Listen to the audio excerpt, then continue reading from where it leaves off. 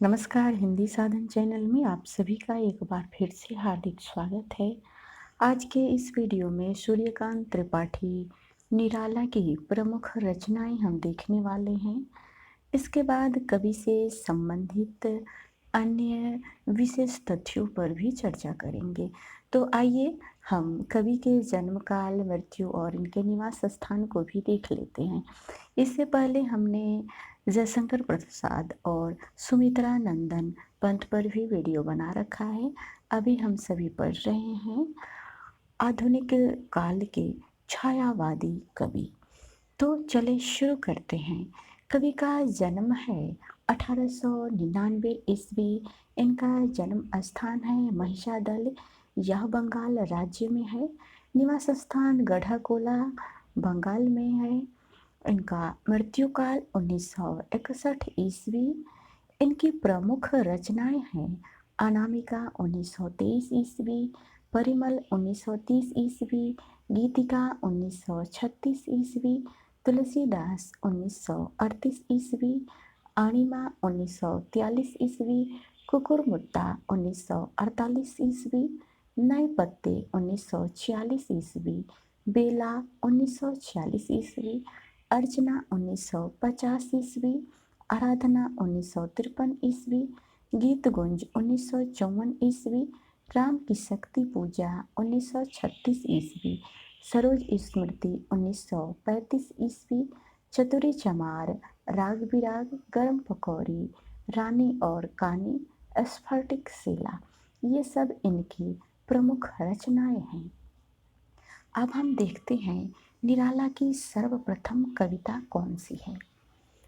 तो सूर्यकांत त्रिपाठी निराला की सर्वप्रथम कविता है जूही की कली, जो 1916 ईस्वी में इनका प्रकाशन हुआ था।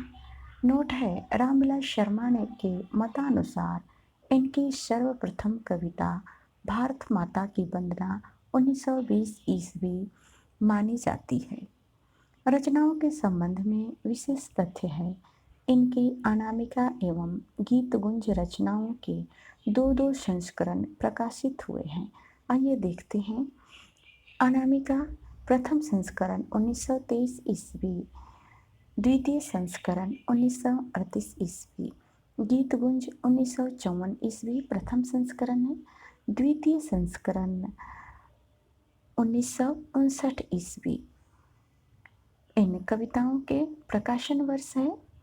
अनामिका एवं परिमल कविता संग्रहों में इनकी प्रकृति प्रेम, सौंदर्य चित्रण एवं रहस्यवाद संबंधी कविताओं को संकलित किया गया है।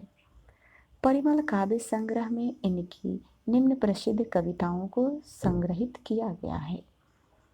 तो अब हम देखने वाले हैं परिमल काव्य संग्रह में इनकी कौन कौन सी कविताओं को संग्रहित किया गया।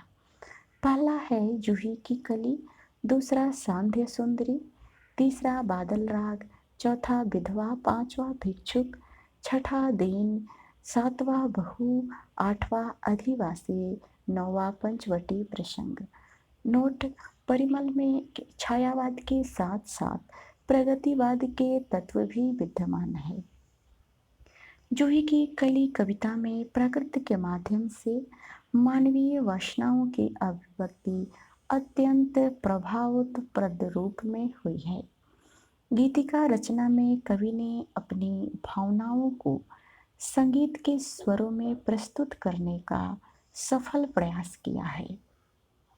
विषय वस्तु की दृष्टि से इनके गीतों को निम्न 4 भागों में विभक्त किया जा सकता है।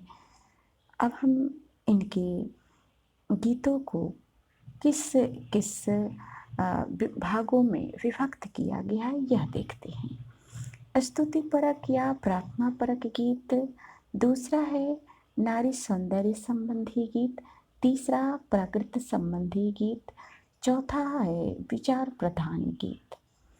आइए अब हम देखते हैं निराला की तुलसीदास रचना। तुलसीदास यह निराला का श्रेष्ठ प्रबंधात्मक काव्य है। इसमें कवि ने गोस्वामी तुलसीदास के माध्यम से भारतीय परंपरा के गौरवशाली मूल्यों की प्रतिष्ठा का प्रयास किया है। इसमें तुलसीदास द्वारा अपनी पत्नी रत्नावली से मिलने के लिए उनके पिहर नैहर चले जाने एवं पत्नी द्वारा फटकार लगाए जाने पर गृहस्थ जीवन को त्याग कर रामोपासना में लीन होने की घटना का वर्णन किया गया है। इसी रचना के लेखन के कारण यह माना जाता है कि ये तुलसीदास को अपना सर्वप्रिय कवि मानते थे। अब हम देखते हैं इनकी अगली रचना सरोज स्मृति।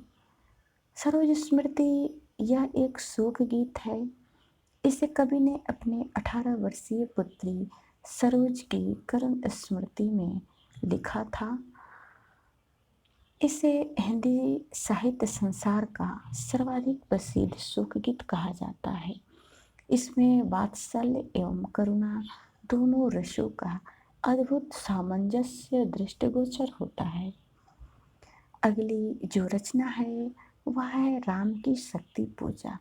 यह एक लघु प्रबंधात्मक काव्य है जिसमें निराला का ओज अपनी पूर्ण शक्ति के साथ प्रस्फुटित हुआ है। इस रचना पर कृतिवास रामायण का प्रभाव दृष्टिगोचर होता है। यह शक्ति काव्य जिजीविषा एवं राष्ट्रीय चेतना की कविता है। कृतिवास ये बंगाल के प्रसिद्ध लेखक थे जिन्होंने बंगाली भाषा में रामायण की रचना की थी। अगला जो इनकी रचना है वह है कुकुरमुत्ता।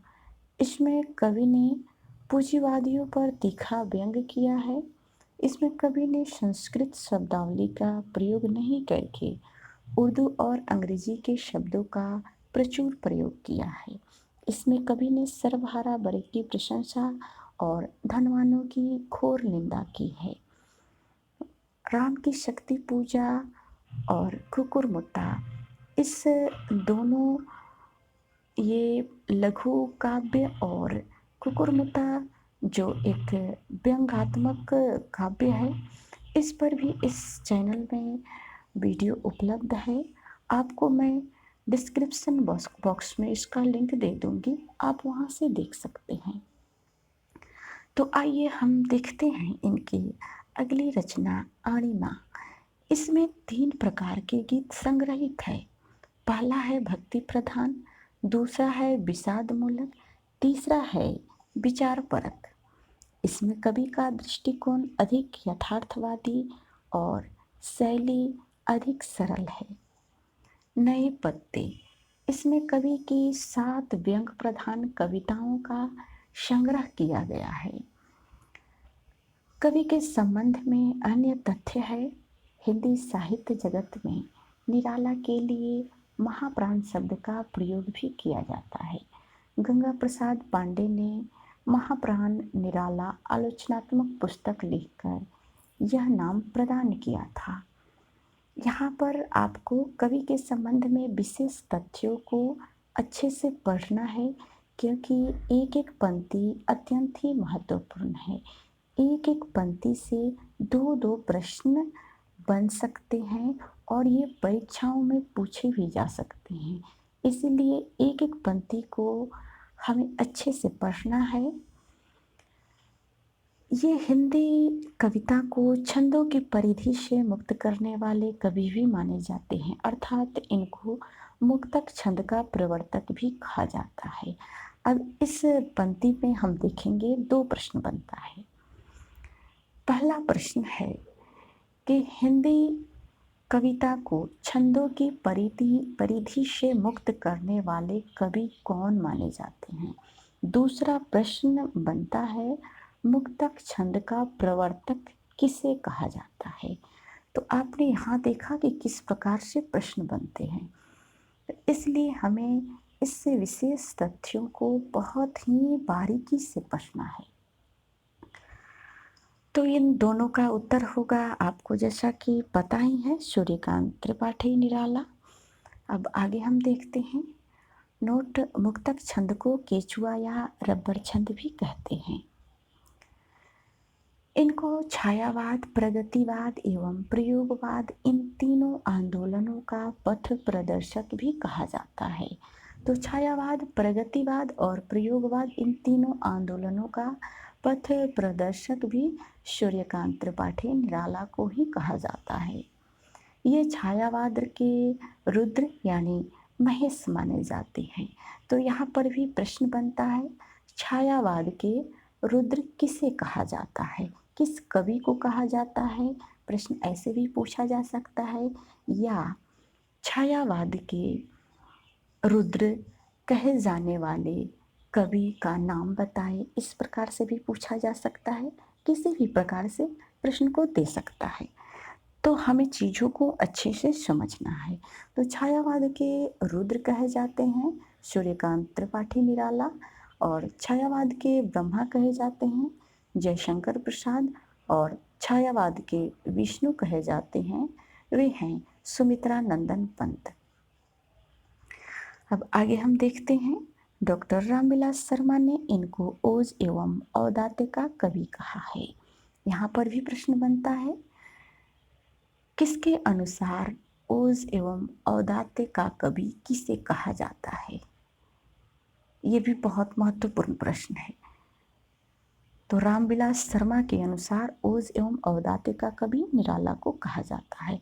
और यहाँ एक और प्रश्न बन सकता है, ओज और औदात्य का कवि निराला को किसने कहा है।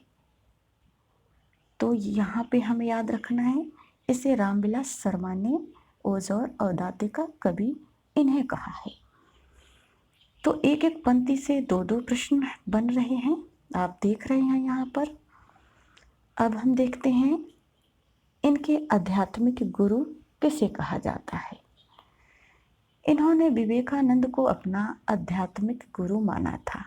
तो इसे भी याद रखना है, निराला के आध्यात्मिक गुरु जो थे वे थे विवेकानंद। इन्होंने मतवाला एवं समन्वय नामक दो पत्रों का संपादन कार्य भी किया था।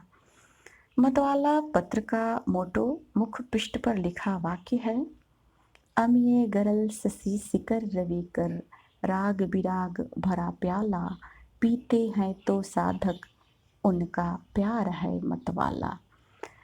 तो ये जो मुख्य पृष्ठ पर लिखे वाक्य है, यह वाक्य भी दे दिया जा सकता है और पूछा जा सकता है कि यह किस पत्रिका के मुख्य पृष्ठ पर लिखा जाता है। द्विवेदी कालीन कवियों में इनको सर्वाधिक विरोध का सामना भी करना पड़ा था। प्रसिद्ध ऐतिहासिक लेख भावों की भिरंत, यह लेख बालकृष्ण शर्मा नवीन द्वारा संपादित प्रभा पत्रिका में प्रकाशित हुआ था, जिसमें यह सिद्ध किया गया था कि निराला की बहुत सी कविताएं रविंद्रनाथ ठाकुर की कविताओं की नकल है। इस लेख ने तत्कालीन साहित्य जगत में हलचल मचा दी थी। रविवार को जन्म लेने के कारण सर्वप्रथम इनका मूल नाम सूर्य कुमार रखा गया था, जिसे 1917 से 18 ईस्वी में बदलकर इन्होंने सूर्यकांत कर दिया। तो आज के इस वीडियो में हमने सूर्यकांत त्रिपाठी निराला की प्रमुख रचनाओं और इन कवि के बारे में महत्वपूर्ण तथ्यों को हमने पढ़ा। अगले वीडियो में मिलते हैं, तब तक वीडियो देखने के लिए सभी को बहुत बहुत धन्यवाद। वीडियो पसंद आए तो इसे लाइक शेयर अवश्य कर ले और चैनल को सब्सक्राइब कर ले।